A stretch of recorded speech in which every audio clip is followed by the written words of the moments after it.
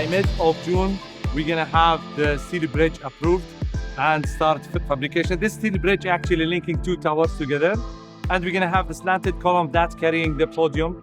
And the most important thing, we have here the thinner core walls, letting us linking the shear wall with the core wall on level 23 and level 39, casted by mid of June. By end of November, we're gonna have Tower B as a superstructure completed ahead of time.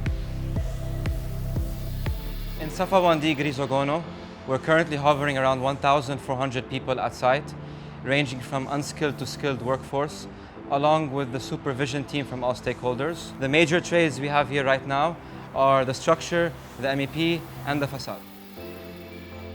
This phase lays the foundation for the project's iconic features, such as the roof tropical garden and the panoramic terraces. These balconies at Safa One are designed with curved edges that provide a seamless, organic nature to the building's architecture.